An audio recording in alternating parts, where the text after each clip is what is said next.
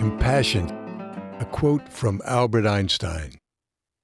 Our task must be to free ourselves by widening our circle of compassion to embrace all living creatures and the whole of nature and its beauty. To inspire us as we move into the topic of compassion, I also begin with a reflection by Thomas Merton, Trappist monk and Christian theologian.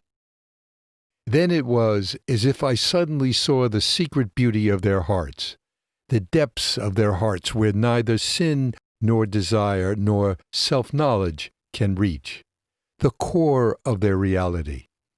If only they could all see themselves as they really are. If only we could see each other that way all the time, there would be no more war, no more hatred, no more cruelty, no more greed. What a vision! Merton expresses a view as to the beauty of reality and human beings at their core. We may also attain a perception of this beauty which can relieve the world of its ills. I share this vision and believe that our spiritual practice may lead us there. That is a possibility, a very real one. As we move into the topic of compassion, it is useful to remember that love is the basic vibration of the universe. Love is like an energy wave upon which we surf in life. Our ego mind guards us so that we don't give everything away, because our higher self has a tendency to give things away. Currently, the ego mind asserts control over us and our complex world. Through compassion, we overcome the constraints of our ego mind. Freedom is gained when we actively help others and our ecosystem, including the critters and the environment, by coming from love. And of course, it takes practice to open up and widen our pertinent neuronal pathways. Definitions. Let's first review some definitions of compassion and empathy, which need some clarification, because these two words are mistakenly used interchangeably. It should be acknowledged that definitions of these terms do vary according to psychologists and other professionals. The following definitions are supported by research and are most pertinent to our meditation practice.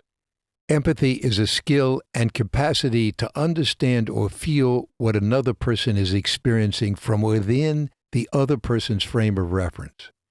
Empathy involves being in another's shoes to feel the suffering or joy of another without necessarily doing anything to help or to support that person. There's no action component to empathy. When you feel compassion, you're also in the other person's shoes and feel the suffering of another, and you have a desire to take action to relieve another's suffering.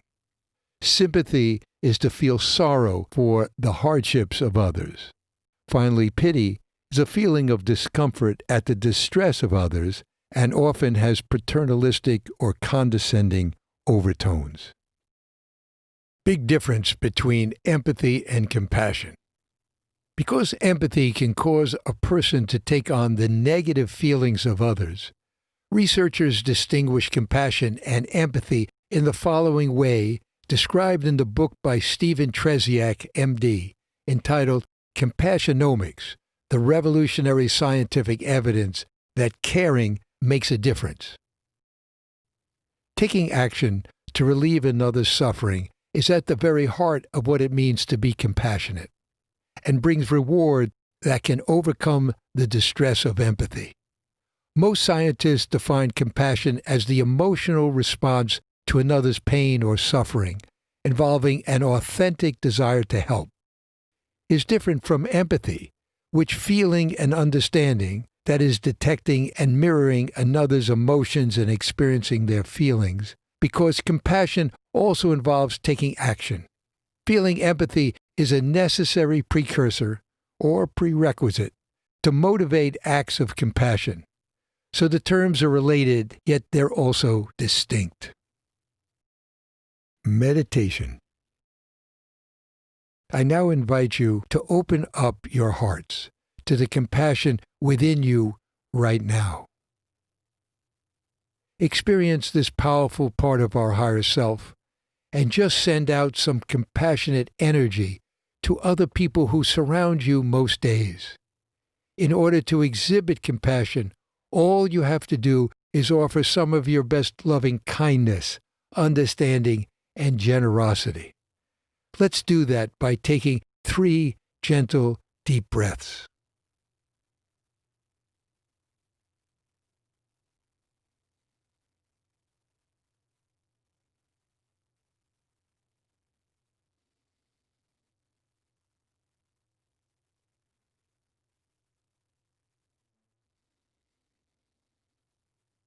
Great. My own story of compassion leading to awakening. When I was 19 years old and a student at the University of Wisconsin in Madison, I had just returned from a summer of living and working in Manhattan with my girlfriend Janice. Janice was also a student at UW, and we both headed back to school to get ready for the fall semester. I was staying in a little house that I had rented, and Janice lived with a few other friends nearby. After a month after school started, my persistent learning disability began to act up, which made it very difficult for me to maintain my studies. I was not doing well. I had dropped out once before because of this issue. Then Janice dropped by unexpectedly and announced she was leaving me for a Brazilian graduate student named Rolando. I was devastated. Rolando was the most handsome man anyone had ever seen. The guy looked like a god. The sight of 2 of them walking on campus hand in hand triggered a massive depression, and I became suicidal. I would wake up each morning, go into the kitchen, and pull out the sharpest knife in the drawer to try to cut into my wrists. But fortunately, I did not succeed in doing so. I was also lucky because of the compassion expressed from a close friend, John Zawicki, a graduate student in philosophy. John invited me over for dinner because he knew I was in bad shape. I trudged a mile over to his pad, and he welcomed me into his living room, while his girlfriend, Ruth Jacoby, was in the kitchen preparing the dinner. I sat down on his couch. Almost right away, John started telling me about his master's thesis, which laid out his theory of reality. He told me that reality is not a random series of events. Instead, everything is meaningfully related to everything else. There's a oneness to it all. As John gave a long discourse about his thesis, I became more and more enthralled. I absorbed his every word. For the reality he described was a world that was evolving with a purpose. There was an intelligent design behind the way the universe was put together. It was a reality that was much more attractive than my own reality, which was the misery in which I was currently living. Then, a subtle shift started to occur inside of me. I was trying to end what I perceived as the meaningless and random life I had been living. I leaned into this new and exciting reality that John was describing. Because I was so desperate, I had nothing holding me back. Then suddenly, a giant flash of light consumed my whole field of view, and the 200-pound weight that had been on my shoulders was lifted. The weight just evaporated. It had been wearing me down as if to pound me into the ground like a pile driver. Immediately, I felt as light as a feather. I started to laugh uncontrollably because I was totally elated, feeling free. I was instantly transformed from being massively depressed to being plunged into a state of bliss, all within a fraction of a second. The shift caused my neurons to be rewired. It was a case of neuroplasticity on steroids. My spiritual receiver became totally alive in one fell swoop. After dinner, I thanked John and Ruth for an amazing evening. I remember walking home while a light snow was coming down. I was watching the beauty of the flakes gliding past the streetlights. For the next 3 weeks, I remained in a constant state of peace and love. I was able to go about my business. I went to my classes and felt like I had landed on a new planet. I was experiencing what is called a beginner's mind, where everything seems so new. This new state had me fascinated because I had never seen my world in such a way. I walked around filled with a loving spirit and so much at peace. In fact, I did not experience a single cognitive thought for those entire 3 weeks. There was a quiet within me.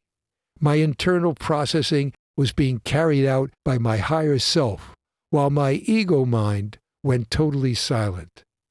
At the end of the 3 weeks, I was sitting on the edge of my bed looking out the window, and I noticed 2 students walking by. I was struck by how depressed they looked, and a wave of compassion took me over. I immediately made a commitment to start helping people in their struggles. My first vision was to build a heart-based community and to use that as a springboard towards building a better world. I was ready and organizing during the next 5 months. That was all I did. Since I was involved in theater at the time and knew many people in the arts, I decided to create an art community by setting up a cooperative. Soon I expanded that concept to include everyone in the community and named the not-for-profit organization Open Arts. The main goal of Open Arts was to create love-based events. We organized the first bike-sharing program in the United States.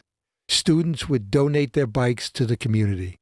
We would hold outdoor musical events while people would paint their bikes white and officially donate them in the spirit of love. The whole project had a magical effect on the student community. We then organized a be-in on Picnic Point on the shores of Lake Mendota, where 5,000 students showed up. The highlight of the event was an appearance by the poet Allen Ginsberg, who was present, dancing through the crowd and playing music with his finger cymbals. The purpose of the be-in was to celebrate the human spirit, and it was a glorious event. There was a real love movement that was on a roll. Following that event, ABC Television sent 5 executives to have lunch with me because they wanted me to host a nationally broadcast television series about this love movement. After meditating on this, I decided against doing it because I did not want to commercialize our precious movement with its ideals and aspirations for social change. There were many events during that amazing spring of 1967, which all led into the Summer of Love that same year. However, one afternoon in late May, I was sitting alone, thinking. I realized that people were participating in many events and loving them, but they were not really taking responsibility for making things happen. They were just letting things come and go. Too much of the real work was being done by me. Right at that moment, while having this thought, the spirit that had carried me along this whole time left me just as quickly as it had originally arrived. The spirit was gone. It was so sudden that I felt like I had dropped down into a deep, dark, empty well and stayed there for a while. It was an incredibly painful and depressing time for me because everyone expected me to organize the next big thing, and it was not going to happen. My experience shows how incredibly plastic the mind can be. The intensity of my experience is very rare. I do not expect this type of dramatic event to take place in your life. However, if it does, that would be wonderful. Most likely, your change will be more iterative, step by step. Research now shows is that the brain at any age is adaptive and flexible, and major changes in consciousness are available to anyone who's willing to start and maintain a meditative practice. Functional MRI brain images clearly show that our meditative practice has the power to increase and/or reduce the size of key functional areas of the brain to strengthen the links between the brain and the heart regions to enhance personal development and create strong spiritual connections. An Aesop quote: "No act of kindness, no matter how small, is ever wasted." Meditation. I now invite you to take 3 gentle breaths and feel a time when you express deep kindness to someone. As you bring that image into your mind's eye, keep your breathing steady. So let's start right now.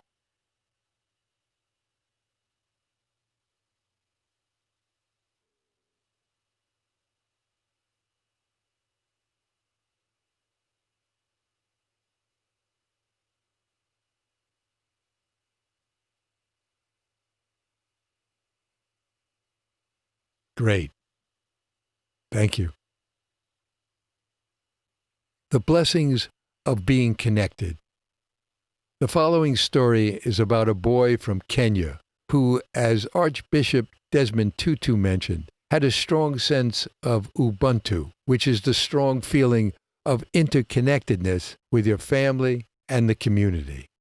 This boy's compassion went beyond the bounds of what his stepmother felt was right. The Compassionate Young Boy by Emmanuel Agado.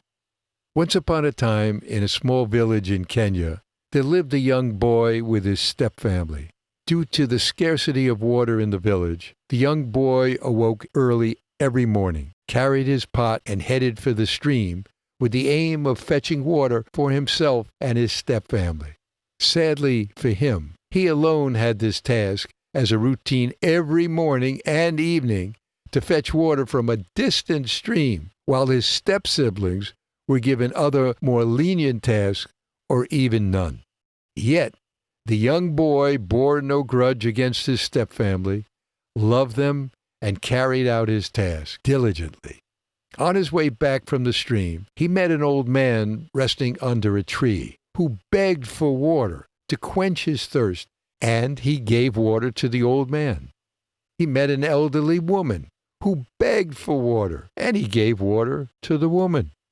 This happens almost every time as he comes back from the stream, meeting people who beg for thirst, yet he gives water to them, despite his stepmother's torturing him for fetching half-filled pots that wouldn't be enough for the family. One day, he couldn't bear the torture from his stepmom, so he swore never to give anyone water. But on his way back, he met a strange-looking man who begged him for water. The strange man lay by the roadside with an injury. The young boy remembered his vow, never to give anyone water, but contemplated for a moment and then gave the strange man some water.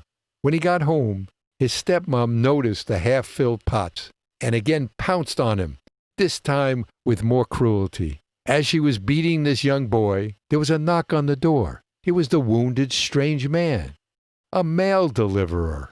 Apparently, he came from the town with a letter for the young boy. A letter contained a scholarship with an additional cash gift for the young boy, and the messenger would have died on the way if not for the boy's help. They say there is love in sharing, and Mahatma Gandhi said, "Where there is love, there is life." Your everyday good deeds are never in vain, for they shall return to you even when you're not expecting it, just like the young boy, who was filled with love and compassion and met his blessings at an unexpected hour. You shall meet your blessings for your good deeds of love and compassion as well. Meditation. I now invite you again, if you so desire, to take 3 gentle, deep breaths as you briefly scan your inner body. Take what sensations you felt when you read that the boy received the scholarship. Breathe through those sensations in your body and then relax. So let's begin.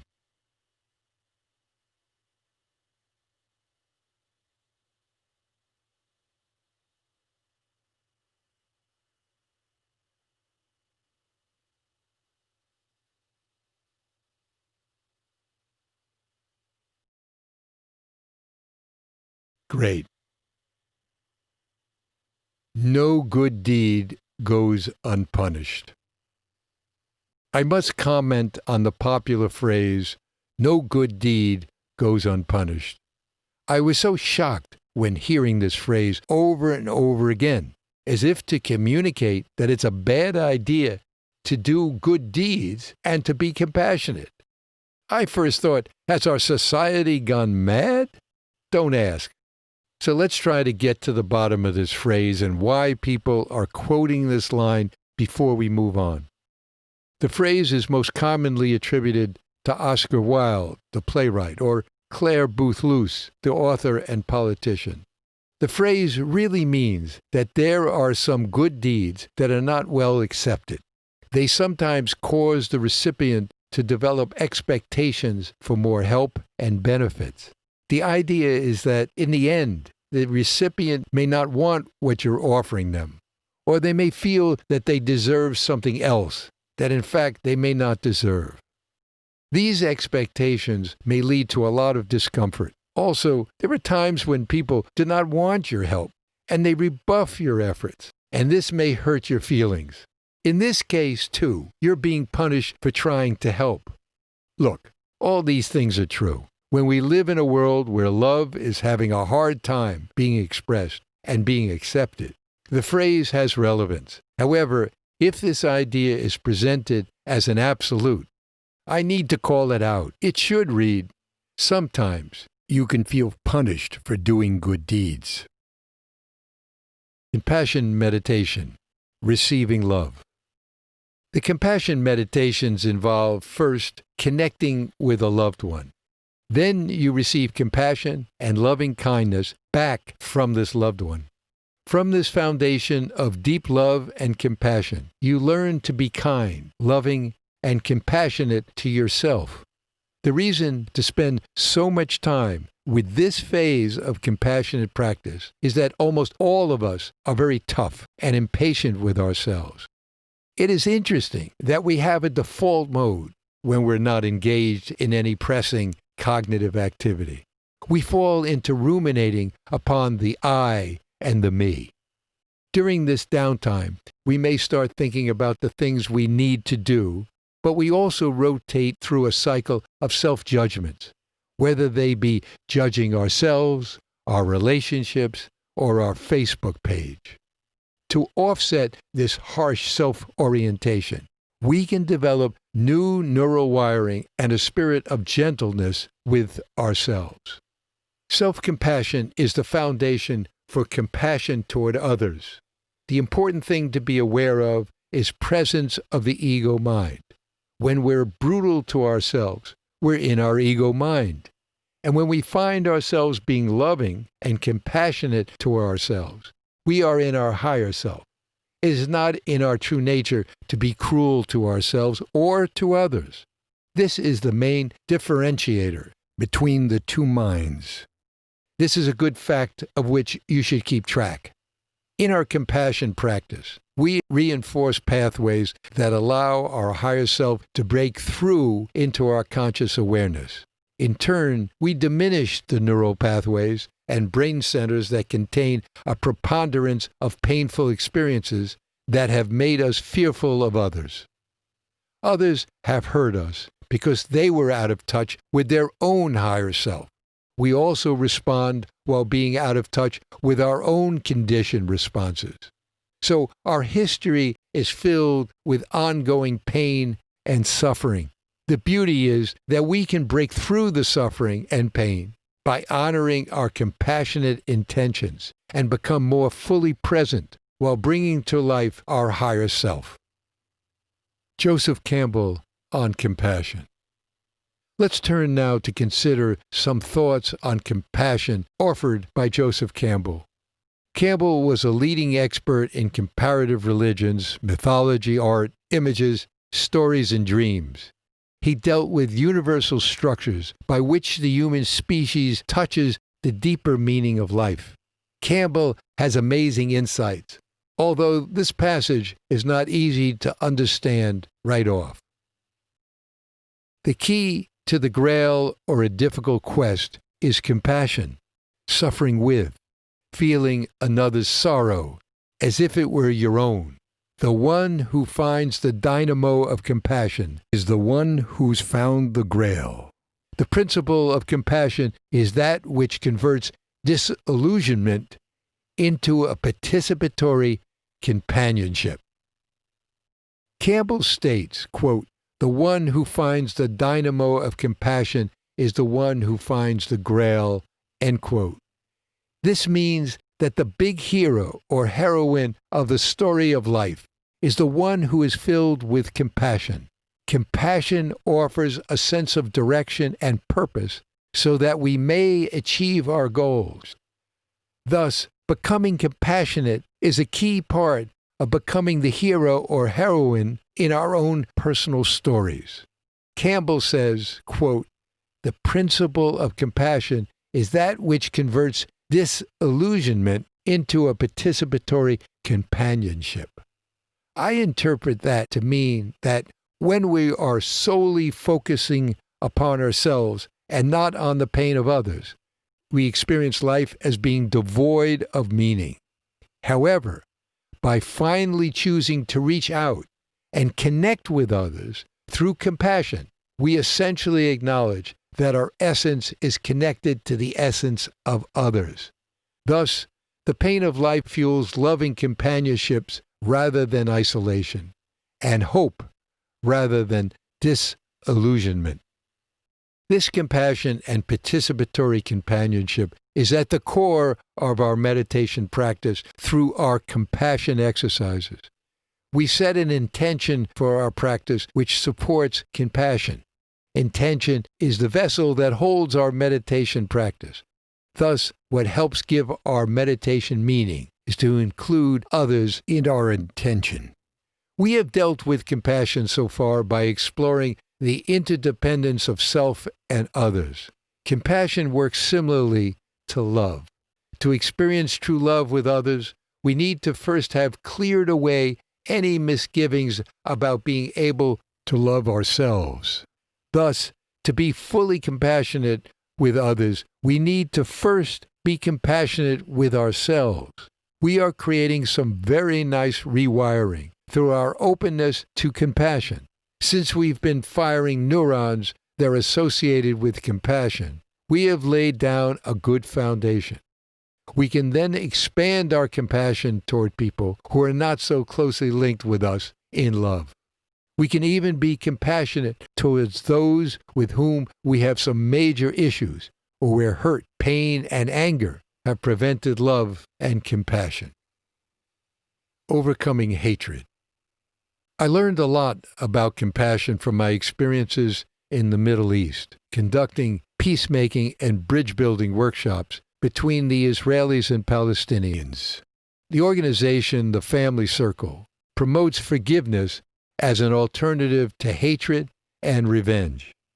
Such work reminds us that compassion and love are the driving forces for peace and the best means to heal our wounds. If people who have lost loved ones to violence can forgive, there's no reason that others cannot do the same in much less painful circumstances. Compassion means, quote, to love together with, end quote, or in other words, true love in action, regardless of the circumstances. Heart-based communities.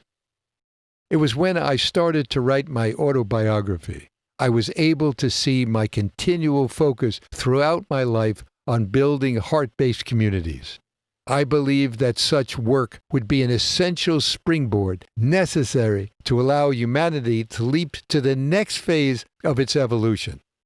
The following poignant short story is such a great example of how a heart-based community can function.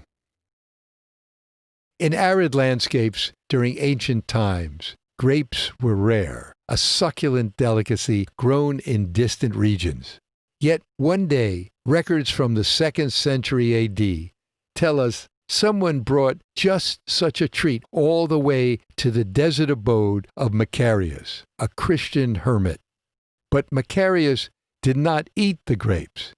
Instead, he gave them to another hermit nearby, who was feeble and who seemed in greater need of the treat. And that hermit, though grateful for Macarius's kindness, thought of yet another among them who would benefit from eating the grapes, and passed them on to that monk. So it went through the entire hermit community until the grapes came around again to Macarius. In this desert community, everyone was taken care of by the whole community, so that love and compassion were allowed to flourish. There was no self-centered concern for any single individual's well-being, because the community would always look out for you. Meditation. I again invite you, if you so desire, take 3 gentle, deep breaths. Then imagine you're living in a tight-knit, loving community. Then briefly scan your inner body to feel what emotions come up for you. So let's begin.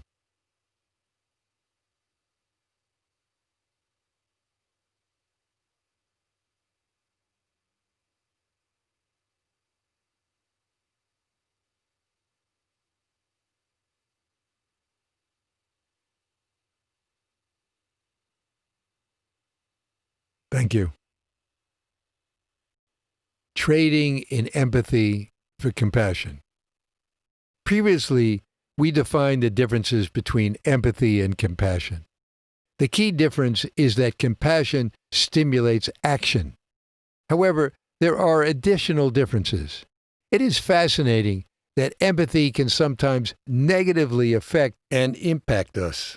When we experience empathy, we feel the pain of others as our own. Thus, we are pained by it and want to avoid it. In contrast, when we feel compassion, even with regard to exactly the same situation, we generate positive feelings, which motivate us to take action. This distinction can be kept in mind in the workplace and at home. A coworker or someone close to us may be struggling. If we only experience empathy, a negative response may be triggered, which can direct us to ignore or turn away from this person, who may desperately need our help and support. However, having compassion is about responding to our coworker in a positive way. We will be motivated to help them out to find solutions to their problems. Compassion does include empathy, but most importantly, love is its key component. It is love that is the key motivator that nudges us to take action. A quote from a meditation teacher from Myanmar.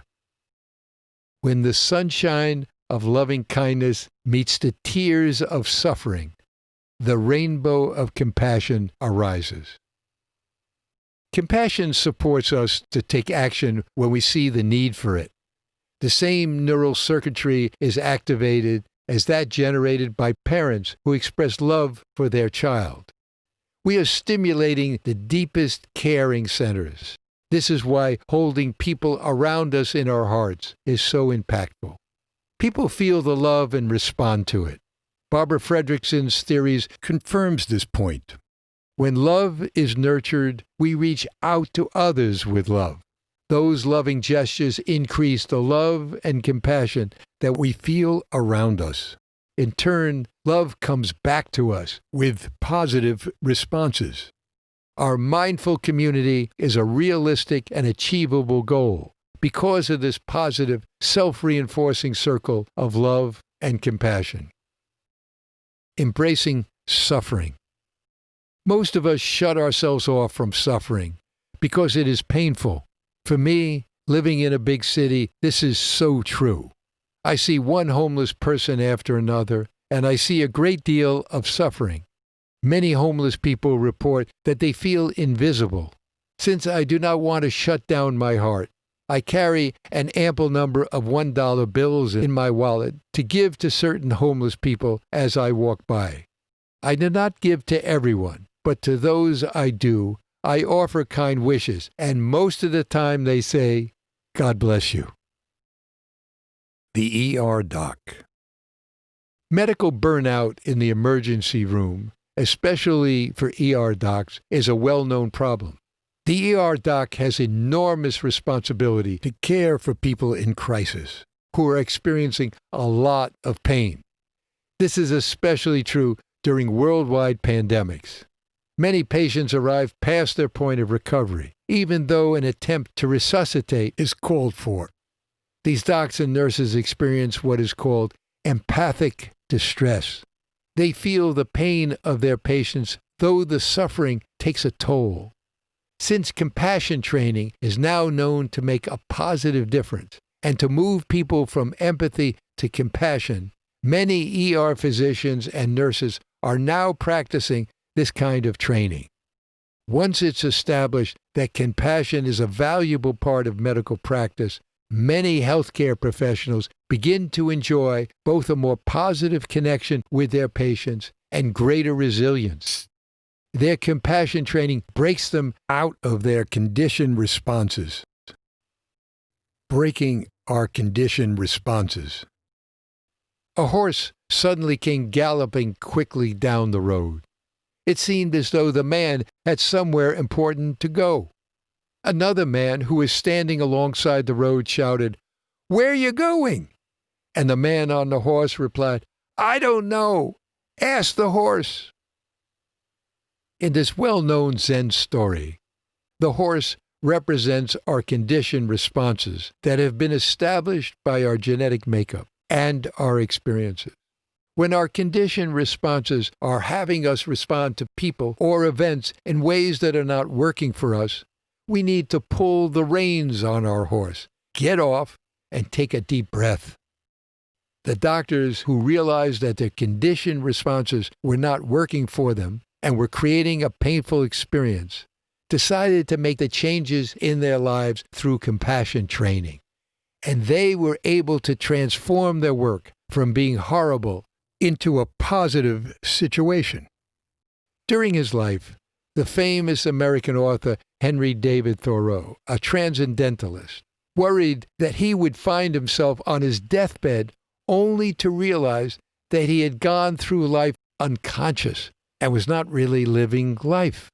He was concerned that his old conditioned responses would prevent him from being in the here and now and not able to experience reality. Every day, he worked on staying awake and aware of his sensations and his feelings.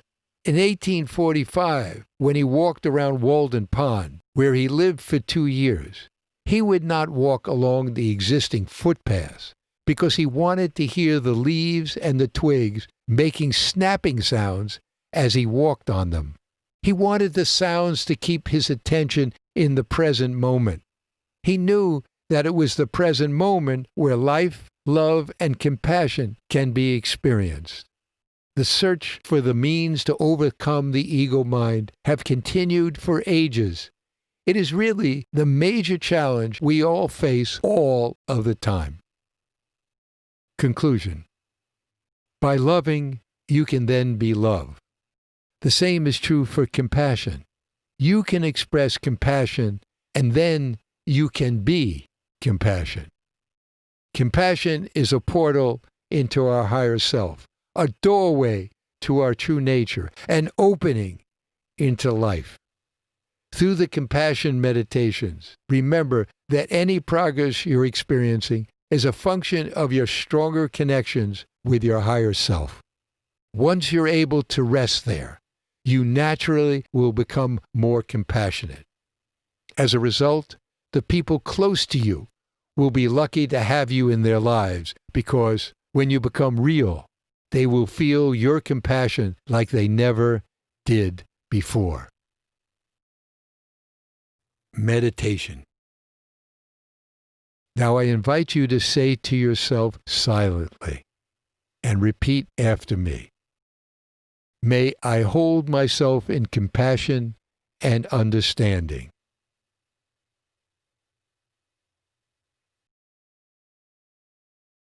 May my pain and sorrow be eased.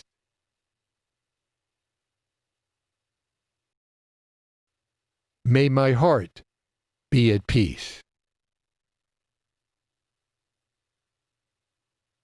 May I experience joy. And now say to yourself silently towards someone you care deeply about, may you be held in compassion and understanding.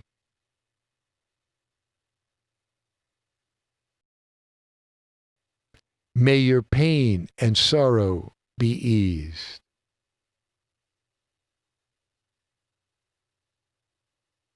May your heart be at peace. May you experience joy.